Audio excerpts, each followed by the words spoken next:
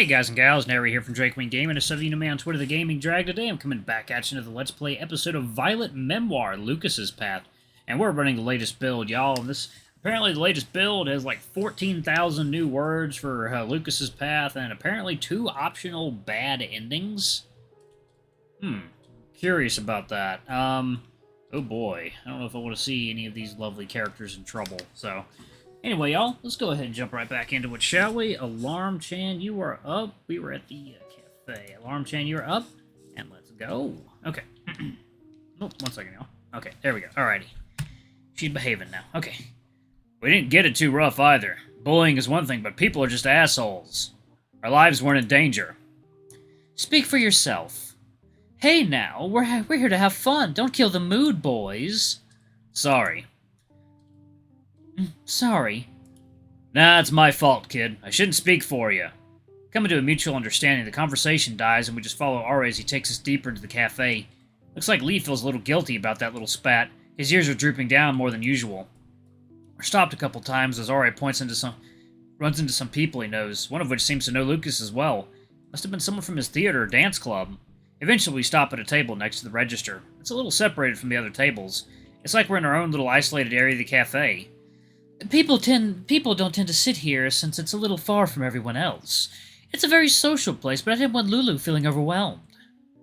Lucas tries to look unperturbed, but it's clear that the gesture isn't lost on him, and eventually his inner ears turn a darker shade of red and he begins to toy with them. Thanks. It's no problem. Now let's sit and I can introduce you to Bruce. Bruce? Just sit and wait. He all but shoves each of us into one of the seats, leaving only one for himself before he darts off to the nearby register where an absolute brick wall of a hair is standing.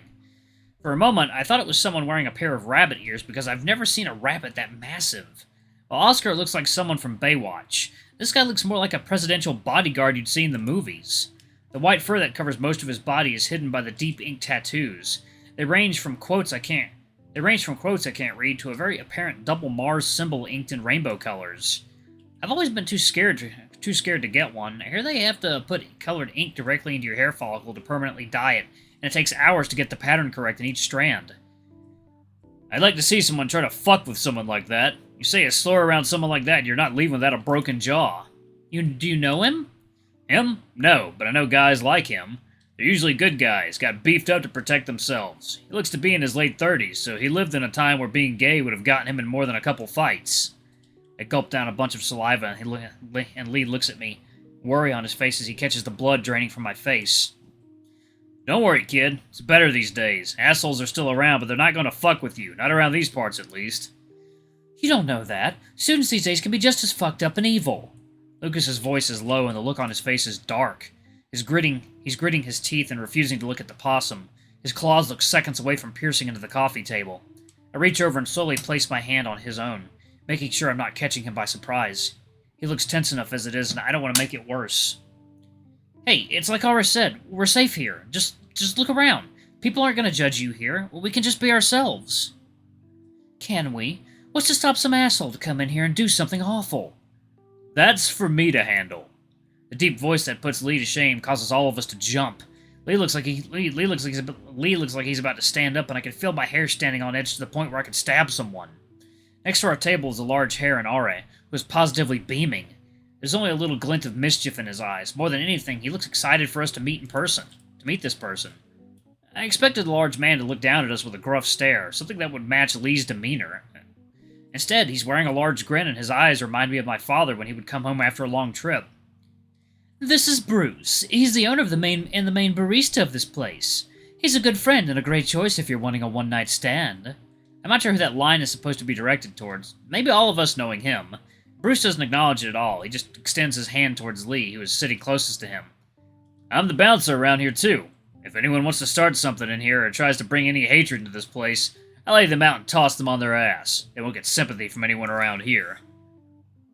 Alright, 1 second, y'all. Water time. Oh, goodness me, I am thirsty. Okay. The possum doesn't show any fear as he grabs the offered hand. Their combined grip is strong enough that I could see them breaking a glass between their palms. It's shocking neither of them look perturbed. If they see you, I bet they'd be too scared to even try. Name's Lee. You bet they are. Nice to meet you, Lee. He moves his hand over to Lucas, and the fox looks absolutely terrified of it. I can't blame him. He looks like he could grab his entire forearm in his palm and snap it just by closing his fist. Don't be scared. I won't hurt you. His intimidating size is in contrast to his gentle demeanor.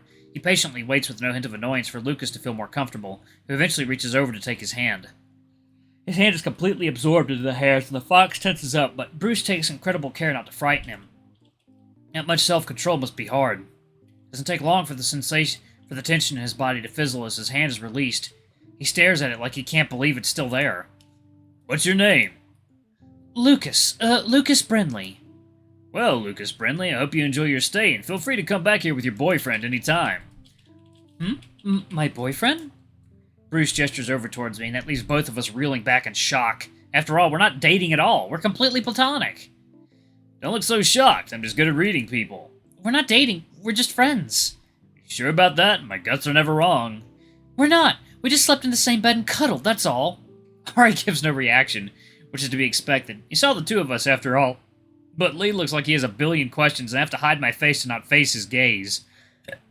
I know he's staring at me. Well then, if that's all, then clearly it's nothing more. Exactly. Lucas's voice is wobbling, and I take a peek to catch him looking just as, if not more flustered than I am. He looks like he's about to overheat, and you could cook an egg on his burning cheeks. Bruce takes pity on him and shifts his attention to me, sticking out his hand. He's wearing a knowing smile, but he doesn't push any further. It's a nice shift for my friends who love to stick their noses in. So, Mr. Not Boyfriend, what's your name? Wallace. I've never even knew this place was here. I've lived here my whole life, and my brother even went to Everwinter. Is your brother gay? No, I don't think so. That's why. People don't tend to come here unless they're invited. We cater to a specific clientele. And cater he does. Come on, Aure. Come on, Aura. I'm trying to keep this a little professional. You know you love me. Yeah, now sit with your guests, you rascal. He smacks Aure on the butt, to which the Martin lets out a delighted yelp and giggles as he scurries to his seat. People around the cafe look around, and I expect them to look confused, but as soon as they see what's going on, they just go back to what they're doing. You're not going to find people who will judge for being affectionate around here. Some courage. Just don't go too far. I've seen Bruce have to kick his fair share of guys out after they tried fucking in one of the booths. This is a cafe, not a club. This is for enjoying a good cup of joe and getting to know people. I won't let people make others uncomfortable here. Do you know everyone here? At that, the hair puffs out his chest, and it's large enough to almost hide his face from me. If I was any shorter or closer to him, I don't think I'd be able to see past it. You bet I do. Over there is Lucy and Maria. He points a thumb over in the direction of a mink and a mouse. They're both enjoying a tall iced drink of some kind. They're both laughing, and I can see matching rings on their fingers. They've been coming here for around 4 years now. They just got engaged. They had a little small party here. All the usuals showed up. Now he switches to pointing towards a border collie, leaning down to peek through the glass door to shelves holding baked goods. His ears twitch, and he looks over in our direction. He meets my eyes, and a grin crosses over his face. It drools ill intentions, and it's enough to send a shudder down my back. That's Joshua. Be careful with that one, Wallace. He's got a bit of a taste for innocent guys like yourself. He's a good guy, but he's a little feisty. Good for a fun night, but not for someone as inexperienced as you. I know he's just giving me advice, and he's right, but the fact that he thinks I'm innocent and inexperienced makes me want to argue despite having no actual case to make. And Bruce turns to the canine, and I can't see what he does, but I assume he gives Joshua a death glare, because he looks back to the cased food in front of him, not even trying to hide his chuckling. He's bad news. I bet Oscar would get along with him well. Of course you think he's bad news. You think everyone's bad news. That's not true. I think you and Wallace are fine. That catches Lucas off guard and halts any response he might have had. He just looks down at the table and taps his claws against it. Oh god, it's adorable. 1 second, y'all. It is water time, and I must sip from the bottle and not the can. Oh yeah, there we go, baby. I catch his eyes flicking over to my hand and even up to my face, trying to gauge my reaction. Then he reaches over and puts his hand next to mine. It's not enough to touch, but they're so close I can feel their warmth. I'm pretty sure Bruce notices too, because when I look back at him, he gives me a wink before nodding towards the last table filled with a trio of Siamese cats. That's Ashley, Mia, and Courtney. Mia's been a regular here for about a year, and they're her sisters. Mia just broke up with her girlfriend, so they've been coming with her to cheer her up. He said he knew all his guests, but I didn't think he knew them this well. All this time, his voice has been filled with enough love and care that he could have been their father for all I knew. Warning about Ashley, though. She's straight, but she loves the idea of a gay best friend, so watch out for her or else she'll cling to you and won't let go. Who's that behind the register? I follow Lee's gaze from behind the counter, taking money from Joshua as a young cheetah. He looks to be around my age. He might even be younger. He's got such a youthful face. I would have mistaken him for a high schooler. Oh, that's Henry. He's a high school senior. He needed some cash and he's currently closeted at school. I made an offer when I caught him lurking around here after school hours. Why was he lurking here? Looking for friends who are like him, if I had to guess. Don't think his parents even know. He sounds very ashamed of it. He doesn't talk much about his life, and I'm not going to pry where my nose doesn't belong. From the hare's description, I'd have expected Henry to be a total downer, but he's positively beaming as he chats to Joshua. The canine is leaning across the table, nearly bumping his nose into a feline's. Henry's got a bit of a crush on Joshua, you see. I managed to get him to stop giving him stuff for free, but he's a total lovesick puppy. At least Joshua has enough decency not to push the kid. Sounds like you got quite a group here. Yeah, they're good people. You should try getting to know them sometime. They're very friendly. It's the one requirement for this place. Be nice. Don't let the big guy scare you.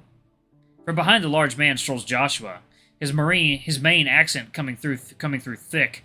I've only ever heard it on TV, but it's clear as day. At this distance, it's easier to make out his clothes. They remind me of Lee if you removed all the punk aesthetic. He's wearing a red plaid over shirt with a white shirt underneath. Jewelry adorns his body, from rings on his fingers and bracelets on his wrists to piercing little earrings, to piercings littering his earrings or eyebrows, and I can even glimpse one through his tongue. The thought of getting one there makes me shudder.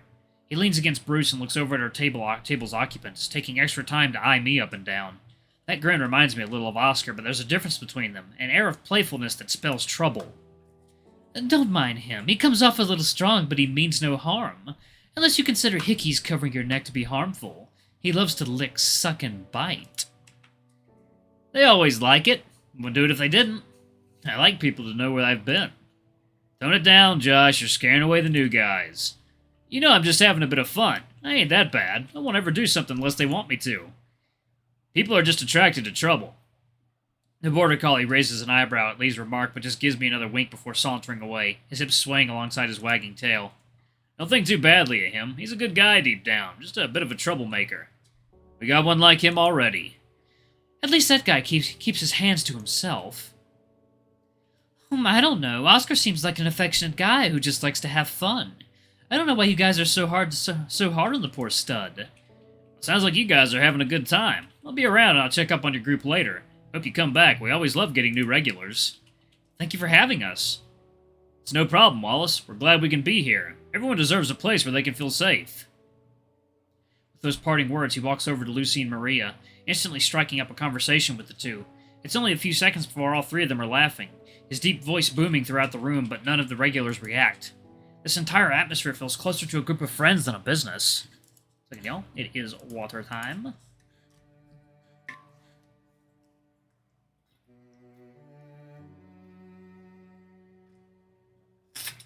Oh, God.